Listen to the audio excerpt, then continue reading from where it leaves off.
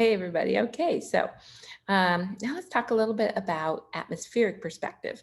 Atmospheric perspective is, like I stated earlier, the way that things kind of get softer, lighter as they go back in space.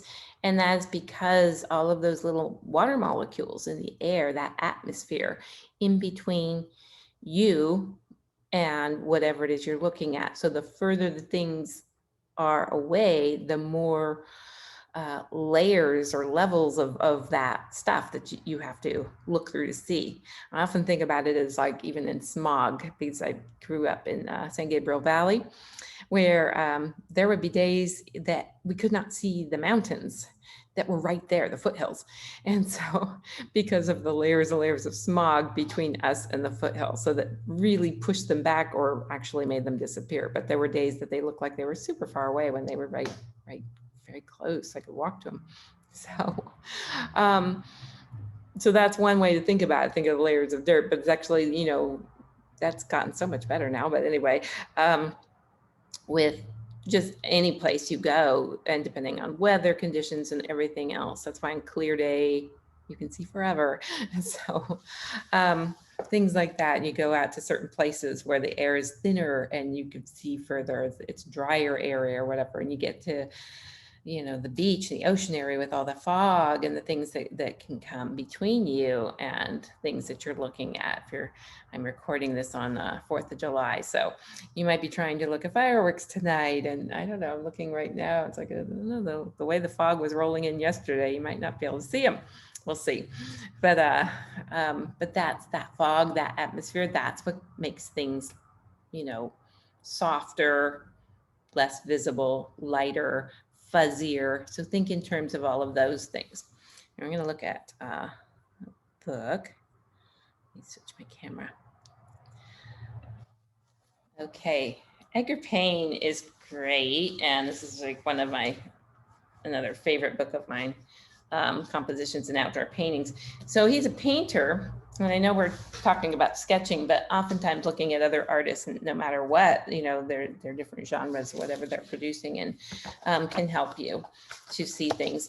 I kind of like this book because it's it's an old book, and so the plates or the of the paintings are in black and white. So, but that helps us to see value, and it helps us to understand a little bit about that atmospheric perspective. So here, like in the foreground, you've got these trees, and they have the most detail and the most attention. They're darkest. And notice as they're even coming back here and rounding the bend, they're still dark, but they're getting a little bit lighter. And so you'll notice this trunk in front of these trees. And now if you go back into this valley and looking down below, and it's just so much lighter. One way you can do this too, if you are looking at an area that you want to sketch, oftentimes it helps to take a photo and manipulate your photo, turn it to a black and white so that you can see the values, because the atmospheric perspective all lies within the values. So we've talked about values going from dark to light. And then you've got the grays in between. So having a really big range of values is going to give you that deeper sense of space. Let's see if there's another to show. I was going to bookmark some of these and I didn't. But anyway, we'll go through it really fast. I think there's another couple. Yeah, again, not so much with it. I mean, you can still see it with this, but these are, very front and center. As you go back though, see this boat is all detailed. This boat, you can't see quite as well. It's further back. And as you go back, you see some masts of boats, like little glimpses of it, but you don't see it.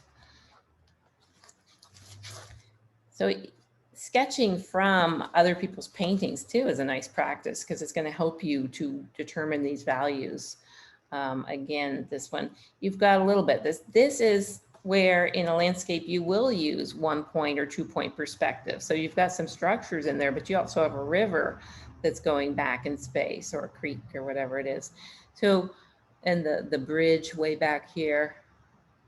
So you get this sense of, see, that bridge is really light, but then that, as it goes back, there's less detail given. And that's going to create the atmospheric perspective for that, but also engaging in the other perspective, in the 2-point perspective. If you're looking at a mountain, like I think I mentioned earlier, mountains are lighter. They're back. It can even go lighter than that, depending, because this one feels like it's relatively close, but not as close as right here in the dirt, in the, you know, the trees and everything that's in your foreground. I feel like I could just walk over to that mountain. It's not that far back. If it went even lighter, then you would feel like, oh, that's, you know, that's a good mile or two away. So depending on how light you make that. Let me just see quickly if there's anything else. I did want to point out, I think I have before, but he is, for the thumbnail sketches, there's nothing really to do with perspective as much as just a really great way to figure out where you're placing things in your sketch sometimes. Oftentimes you want to just do a couple thumbnails before you sit down. If you're sitting down and you're on a hike with some friends and you get to sit down, take a rest and sketch, sometimes it's nice to do a little thumbnail and say, what's going to be my best one to concentrate and focus on? Agripane has all of these possibilities of composition and is just really great at breaking it down. So if you ever get a copy of this book, they're not easy to find sometimes, but if you can find it in the library or online or you know, used bookstores, and maybe it's still on Amazon. I haven't checked. I will check. But it's a great little reference. So hopefully that will help. I want you to just like play with, let me see if there's one that's going to show us this, play with the idea of mark making, those detail rough marks that are closest to you and then getting fuzzier as they go away. Let's see if he shows any of that. He does show in here how he works up to paintings too. I think that was the boat one that we were looking at. Probably here shows a little bit of that too. So it's super light as it goes back, but see this really rough mark making here. See the dark against the light with these trees that are in the foreground. And then as you go back, not so much, you know, the lines get fuzzier, more blurry.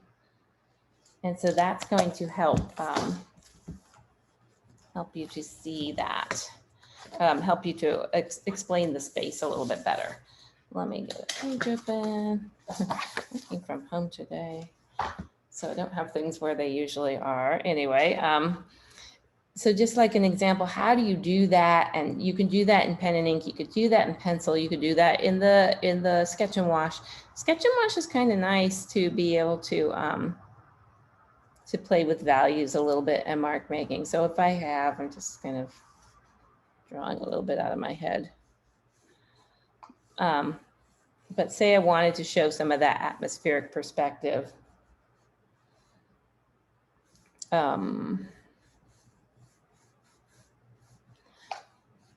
Maybe I would have right here in the foreground is where I'm going to maybe go a little darker or a lot darker and get detail and get some really cool mark making going on. Oops, and I'm sorry. I just realized how far down on the page I am. So, all right. So say you've got some brush, whatever here, and you're really getting some really good dark mark making. If I have that there, then I need to step it down the further I go back. So maybe we've got a little, that's on the edge of the river or the creek or whatever it is, and it's coming back. And as it's coming back, it's getting lighter, but not as light as these mountains. So I need to get that somewhere in between. And maybe just some different kind of whatever mark making. And as you go, sometimes you just have to keep on reinforcing. So if I get this too dark, I'm like, oh, I better get a little bit more in here with whatever I did. And now it's going to make a little bit more sense. And I am using a Sketch and Wash. So with that, I can definitely grab a paintbrush and some water and really fade that out and play with that idea. And now I can look at my land on this side. So this isn't, you know, your best, but let's just fill this up with some trees or something. They might get too dark because I just put it on the water. Anyway, you can just start. That's why I wish I was just like at a place right now so I could draw these instead of in my home. But oh well. Sometimes it's just like little fuzzy markings. It doesn't have to be, you know, exact, right? When you're closer, like if I had a tree here, then I am going to want to be able to get more, you know, get darker, of course, get more detail, be able to maybe see that bark somehow, see the texture. I need a sharpener.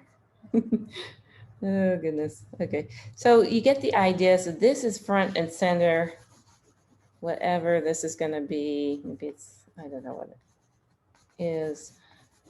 But say I'm just at a place, I really just want to show you how you can use these values, texture, mark making, all of that too. And that's getting on a tangent there. See how these trees are blending in with my tree trunk? Way too dark, huh? I'm really glad I have put it down in a water soluble so I can switch it out. Maybe this is going to be a foothill in front of those mountains. Let me just change it.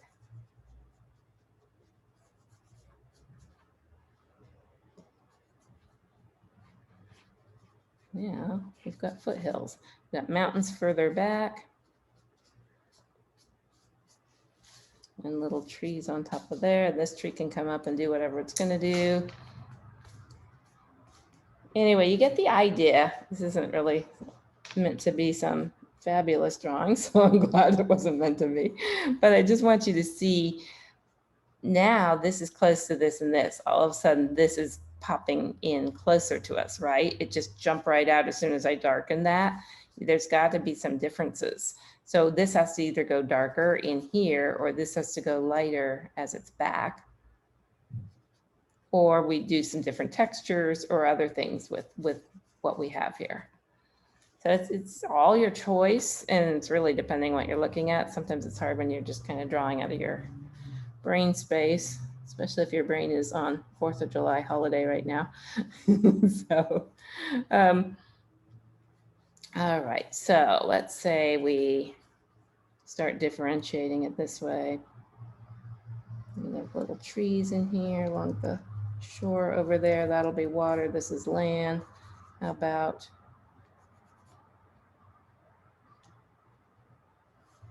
starts coming together, making sense. Be nice if that was like a little bit lighter. With the Sketch and Wash, you can let it dry and you can pick stuff up. You can also just go in and even like pop it out with a paper towel or whatever. Letting it dry all the way. Since it is graphite, it mostly will come up depending on what kind of paper you use. So some papers have sizing that will get in the way of it. Some papers work better than others. Anyway, this is just sort of, yeah, you know, moving on. But in a 3-step, this makes a 3-step for sure. So we've got detail in front, right? Tree, the bush, this ground, whatever this ground was going to end up being, you know. And then softer as it goes back to almost not being able to see as it goes further back. And then you can do whatever you want with it. You can do it all in black and white. You can, if you decide you wanted to add this pop of color, sometimes it's fun just to go back into your sketchbook and say, okay, now it's finished. Now I feel better. I have a blue sky. So, okay, well, hopefully that helps. It's not great, but it's not like the end of the world horrible. So we will call it that. Atmosphere, that's what we're trying to create, a sense of depth, sense of going back in space. And that's all that is. In the Zoom on Wednesday, I will cover some of this some more for sure. We'll definitely do some mark making for our outside landscapes. There's lots of really good mark making people that have done sketches before like. I'm thinking Van Gogh is the one that I think about all the time when I'm thinking about sketching. His mark making is just beautiful when you're looking at landscape sketches. He just gets it down in just a really aggressive way sometimes, but really neat, interesting marks. So finding different ways to put those marks down, or scribbling it down. So it's like kind of whatever your style and your aesthetic is. But exploring other possibilities is always fun. So if you have a chance, look at some of his stuff. I'll try to put it up in the course too. And we'll see what we can do with all of this. All right. Wednesday Zoom will cover a lot more. If you have questions in the meantime, want things that for me to demo things purposefully, whatever it is that you're not getting that you want to see more of, absolutely email me so that I can get that ready for Wednesday. Okay. All right. Have fun with it. Don't worry. Don't stress. It's all going to be fun. Perspective's not horrible. Okay. Bye.